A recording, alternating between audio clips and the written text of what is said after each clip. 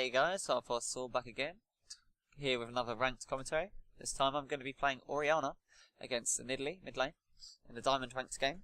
I'm not going to really be talking too much about the game, however, I'm going to be talking today about how I got to Diamond originally, when it was, what sort of champions I used to get there, and what champions I'd recommend now to get you to Diamond. So basically, how I got myself to Diamond originally. This was at the start of the season when the ELO system was taken out and the tier system was placed in. And I started off in Gold 1 and managed to reach Diamond 5 within 2 weeks of the season coming out. This is because of a few things. Certain items came out which made champions that I played very, very strong, and basically I abused the champions that I played a lot and were really strong to get a lot of wins and consistently gain LP and go up in the tiers. It took me about 3 promotion series to get out of Gold 1 into Platinum 5, and then I just skipped Platinum 4, Platinum 2, and it took me 1 promotion series in Plat 1 to get to Diamond 5. So the champion I mained to get myself to Diamond was Rise. Back when the season started, a few items were changed, and I think, was it one item? Yeah, one item was introduced that made Rise incredibly strong. The item that was introduced, well, it wasn't really an item, it was the boot enchants. Home guard boots with teleport Rise mid was insane, like, to the point where you were almost guaranteed a kill every time you teleported if you were standing on your fountain. It still is like that. However, Rise doesn't fare as well against Assassins now. Assassins weren't a big thing back then. I don't think Zed was even out back when I managed to get myself to Diamond. So, not only were the boot enchants released, but Tear of the Goddess and Archangel Staff were changed dramatically. Archangel Staff now had a new upgrade, which was Seraph's Embrace, which was incredible on Rise. And what a lot of people didn't realise was that Mirror Mana was absolutely incredible on Rise, just because of the amount of it output magic damage on single target spells, which Rise has 2 of on a very low cooldown. It was incredible. So I just basically abused Rise every game I could mid lane to carry myself as far as I could up, and I managed to get myself to Diamond 5. Every single game I didn't get Rise, I was usually forced top lane. In these games I would play Yorick, because Yorick is the most face roll and easy mode champion in the game to play at top lane, and if you lose lane then you've done something incredibly wrong. Like, you don't always win lane, but you should never lose lane as Yorick. And so yeah, I just made sure that I didn't lose, because I felt that if I lost lane we had a lot lower percentage chance of winning the game. And so yeah, I would just try and get Rise every time. If I didn't get Rise, I'd play very easy champions and play safe and not lose. And eventually managed to climb myself up to Diamond. Now, back then is a lot different to what the game is now. So at the moment, Assassins are in the meta, and Rise fell out of the meta quite heavily when they nerfed him.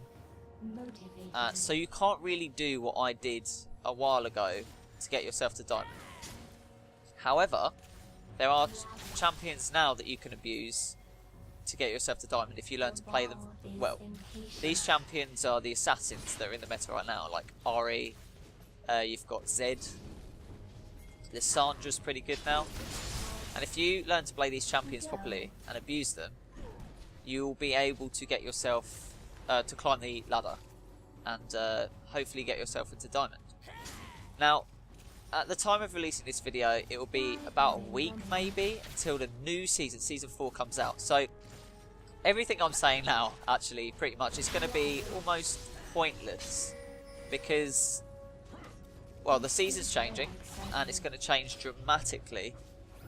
So there's not much point in telling you what champions are going to be the ones that will carry you to high elo, because the next season is going to change like massively, and I don't know yet what is going to be the meta and how the easiest way is going to be carrying yourself to Diamond. I don't know that yet. I'm going to have to work myself back to Diamonds when the new season comes out, as is everyone else I know who's Diamond, as are all of you. So everyone's going to be in the same position, and it's just whoever figures out what's very effective in the new League of Legends will come out on top and rise and climb faster. So yeah, that's pretty cool. I can't wait for the new season to come out. It's going to be very interesting. I'm probably still going to make mid, and you're going to see a lot of mid videos coming out from me. But yeah. So what else should I talk about? I've talked about how I carried myself to Diamond. Talked about how what champions I played. Mindset is quite important as well. The mindset, you should just look to get your champion every game. If you don't, you just need to be positive and just chill. Play as best as you can. Don't go on tilt, because if you're looking to climb the ladder, you're going to need to play quite a few games in a row. And that means not getting yourself annoyed or upset at all at the game, because that's just going to make you play worse in future games. So you just got to keep a cool attitude. Don't be negative, and don't get annoyed when you play badly or somebody plays badly in your game, because yeah, you'll play a lot worse if that happens. So I'm going to start talking about this game a bit more now. Games, we're only just into the game pretty much. It's only been a kill on either side. We dove into their not actually sure who died on our team, but we dove into their Midlane mid and got me double buffs, which at the moment I'm abusing. This matchup's pretty good for Orianna, because once I get blue buff, which I have an early blue buff here because Jarvan died and buff transferred, which isn't too bad, Orianna can just push the wave to Nidalee's tower, and the only way that Nidalee can wave clear this is to switch to Cougar form when she's level 6 and clear it. When she does that, she has to jump into the minion wave, and that's your opportunity to massively harass her. So there's not much you can do. Like you can see, I'm pushing it to her tower, and she has no real way of clearing the wave quickly. So I get to attack her tower for free and harass her, and just make sure she can't really do anything but stay in lane. She can't even harass me unless, well, she's been landing spears on me this game because I'm bad, but so yeah, this matchup's pretty good. We lane swapped against Trind, I think, because we picked Shen first pick, and then they picked Trind into Shen to push Shen constantly, which is a really good counter pick. And our bot lane duo decided that they wanted to shut down the Tryndamere, and Shen agreed, and they lane swapped. And it's turning out for the better right now, because they're denying Trind very hard, and it doesn't really matter if you deny Shen as long as he gets levels, because he's just going to catch up late game when he starts split pushing anyway. Jarvan comes in to gank the Nidalee. I whiff my ultimate. Jarvan goes in under the tower. We just back off here. Well, I didn't really whiff my ultimate there, but what happened was she did a nice jump. I could have probably saved my ulti until Jarvan comboed onto her. So it probably was my misplay, and it cost us a kill there. But at least we got Nidalee's barrier out of that, I'm pretty sure. And I get to just pressure her even more because she has no mana now. And I have my chalice, so I have pretty much infinite mana. As you can see again, pushing it to her tower, she has no good way to wave clear this, unless she switches to Cougar and jumps into the wave, which she won't do because I'm standing right there ready to destroy her when she does. Window's coming around the side to gank me, so I'm just picking up the CS and leaving. Window blows ult to try and get into the lane and kill me, but I was well aware because I warded. That's another thing actually, if you're looking to carry yourself through lower elos, make sure every time you base you buy 2 wards. It's going to increase your win percent by a drastic amount, being able to see junglers who are coming to gank you and stuff, especially if you play mid. Mid top are the main ones you want to buy on. Even jungle, if you're playing with people who don't understand how good wards are, you can actually buy wards for them and ward their lanes. That's one way to carry from the jungle that isn't really being effective. Like if I jungle at this elo at Diamond, I'm quite ineffective because I don't really know how to... It's not how to play the champions, I just don't know the role properly. I don't know where I should be when, and I don't really know how to counter jungle properly. But if I ward for my lanes, because they're not warding, then at least I'm helping carry the game or being effective, even though I don't really know how to play my role. So yeah, if you play jungle, that's a good thing to do. Or if you don't get your role and you're forced into jungle, at least you can help carry your lanes by warding for them. Because warding's very important if you're going to win games. Massively important. As you can see, the only way Nidalee can clear this wave is if she walks into the minion wave with Cougar form. She took about half her health in damage, and that's before the heal. So this is why the matchup's so good for Orianna, because I have blue now. I can just shove the lane to her tower, and the only way she can wave clear it, like she missed the CS there, she missed the CS there, and she missed this CS as well. Like I said, the only way she can clear it is if she gets in with her Cougar form, and I'm not going to let her do that. So at the moment she's kind of trapped at her tower, unable to farm, unable to do anything, and I'm pressuring my advantage because, and I'm able to do this because Mundo is constantly top lane. In fact, they're diving our support Fiddlesticks right now, and Draven actually ends up picking a double kill up here. So Mundo's not only dying in other lanes, but I'm getting to pressure Nidalee for free, which is really, really, really good.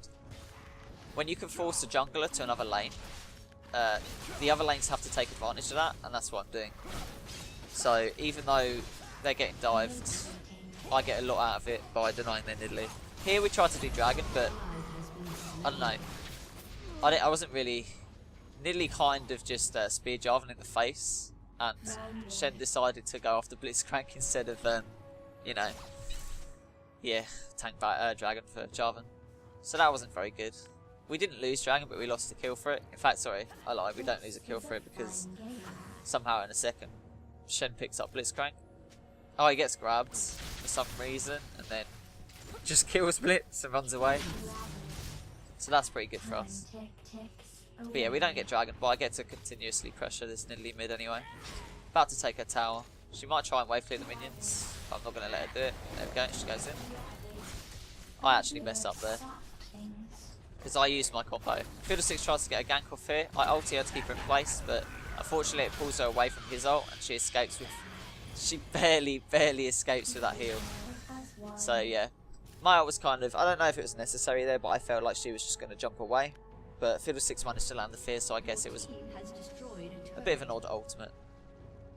So, right now, at least we got mid tower for that, so we still got something out of that gank. And I can continuously pressure Nidalee now without having to worry about her going to other lanes, or, you know, and I can roam for free now as well if I like. So I pinged dragon because, oh sorry, I pinged dragon for a ward because I don't want him to take it for free. The problem with having your duo lane top and lane switching is that their duo lane will have control over dragon because they have the man advantage at bot lane.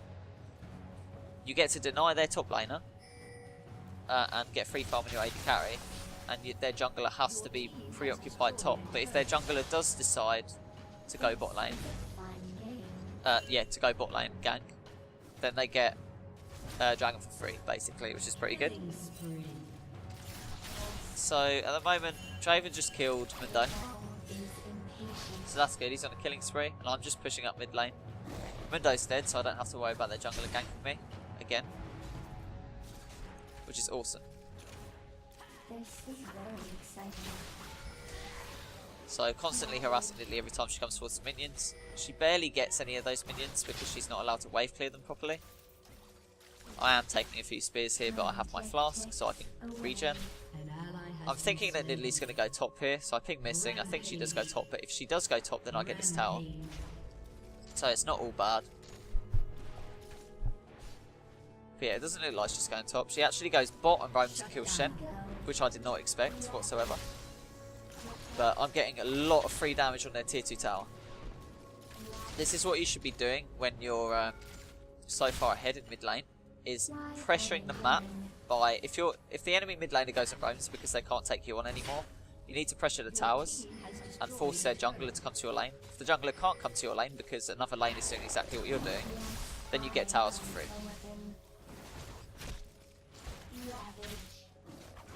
Which is always good. towers are the way to win this game. Another thing, actually, that I didn't mention earlier when I was talking about carrying yourself is a lot of people tend to tunnel vision on kills. Now, when you tunnel vision on kills, what ends up happening is you end up diving towers and towers deep when you could just stop chasing and take objectives. Objectives are the thing that truly wins you this game. Yes, getting kills will get you the objectives, but once you've got the kills, you should stop chasing for additional kills and take towers, take dragons, take buffs from your opponent, because basically you're not going to win the game unless you kill their nexus. Another whiffed ultimate. Good job, mate. But yeah, the only way to kill their nexus is to kill all the towers leading up to their nexus, and then killing the nexus itself. Now, killing champions in a way does get you to kill their nexus, but you really need to know when to chase and kill champions and when to take objectives. So we get dragon for free here. Unfortunately, spoiler alert, Fiddlesticks dies because Spear's OP and smack. But yeah, anyway, just take towers. Towers are the most important thing in this game. They give a huge global gold advantage, so even if your lane does roam and pick up a kill, or even 2 kills, if you take a tower, the total amount of gold spread throughout your team is greater than what was spread through theirs. So I get ganked here, not quite sure what they're thinking of doing because I'm massively far ahead with blue buff. I don't have ult, however, but neither of them can really fight me, and I just end up killing the Midlane, and they can't really do anything about it. So this allows me to just continue pushing the tower, because Mundo cannot contest it on that amount of health. I don't know if that's a bug or if he actually has his W active. No, it doesn't look like he does, it's just a bug, but yeah, so I get another tower for free here. Chen's pressuring Tryndamere massively because Tryndamere got denied super hard. Unfortunately, our bot lane's dying somehow. I'm not sure how that happened. We lose bot tower, but oh well. We're still in a quite a large advantage, I'd say, because of the amount of towers that we've taken down. We've lost 1 tower, whereas they've lost 4 towers. The kills are pretty close, but the 4 towers, I think we were a dragon apiece as well, but the 4 towers really mean a lot. I mean, what, they give 100, is it 150 gold? I might sound really stupid here. It's 150, yeah, it's 150 global gold, because dragon gives 190. And 150 global gold is 750 gold throughout your entire team. I try and make a play here, but unfortunately they all flash out. It was pretty cool because I carried Shen in with my flash and managed to keep them in place with my ultimate, but they just flashed out, unfortunately. Draven ult doesn't end up picking anyone up. Close though. But as I was saying, I can't even remember what I was saying actually, to be honest. I can't remember. Oh dear. Oh well. But yeah. Anyway. So, this game... Okay, so that's what I was talking about, the towers. Towers give 750 gold each. So by killing 4 towers, we've actually ended up picking up ourselves 3,000 gold globally. It's, how much is it each? 4 times 150. 600 gold for each of our champions. They managed to get 150 gold for each of their champions, which isn't anywhere near as good as 600. So yeah, that gives us a massive advantage. They're killing bot lane right now, pressuring. Just they're allowed to work. Our team right now is allowed to walk across the entire map without worrying about anything. We've managed to take out bot tower, which gives us 5 towers now, but at the cost of, I think everybody dies here actually. Mundo manages to pick up triple kill, which is fortunate for us really because, sorry, a double kill. Jarvan does escape. But yeah, their jungle Mundo getting the kills isn't really going to help them come back into the game. And Shen's split pushing top for free, basically. He just killed Tryndamere, pushing top, getting back into the game even more. Tryndamere's just getting further behind. So they're effectively playing a 4v5. And yeah, so this game's looking pretty good for us. My build this game, Athene's is so cool in Orianna. Just every single time you play Orianna, you should buy Athene's because cooldown reduction plus the Athene's plus the blue buff gives you 40% cooldown reduction, which means you're allowed to move the positioning of your ball every 2 seconds, which is absolutely huge. And the ball, when you max it first, the Q does a huge amount of damage as well on such a low cooldown. It's like a Rise Q basically, just not as easy to hit, but can hit multiple targets. So we're running mid here to try and pick off the Mindo because they've just killed Blitzcrank as well. And then I'm building the Rabadons just to get massive damage. We catch the Mindo with the Shen Taunt. Mindo drops very quickly because we're all quite far ahead, just the amount of towers and dragons we've taken. And not like they're going to defend top tower when we could trade top tower for mid inhibitor. But that's fine. Shen goes to split push and Fiddle realises and starts coming back towards us. I'm zoning Nidalee from defending the tower here. Ezreal's behind us, but it doesn't really matter. He can't really contest the tower because he's quite far behind as well. Trying to tank Mystic Shots with my shield here, but unfortunately it doesn't work. Blitzcrank lands some magical hook on Draven, but his team is nowhere near around to react and take advantage of this. I ulti Tryndamere and Nidalee in, and we just destroy them with 5 people against 2. Tryndamere actually manages to survive for a long time. Ezreal gets completely demolished by Draven ult and my QW combo. And because we were 5 and they were going in little by little, they ended up just completely losing that fight. And because they were considerably far up behind as well, it didn't really help them. So we take the inhibitor, and in fact we're actually just going to go for the game here because we are so far ahead, and there's 5 of us still here on relatively high health. Actually, sorry, there's 4 of us who just died, but we're on such high health that it doesn't actually matter. They can't kill us, even if they all respawn, just because of how far ahead we are. Blitzcrank lands another magic hook on Draven, but unfortunately his team's dead and they can't make anything of it. So that's the game. Thanks for watching, everybody. As usual, I appreciate it massively, and I'll be having new videos coming out very soon. Thanks for watching, and hope you enjoyed the insightfulness on how I got to Diamond. And have a nice day. See you later.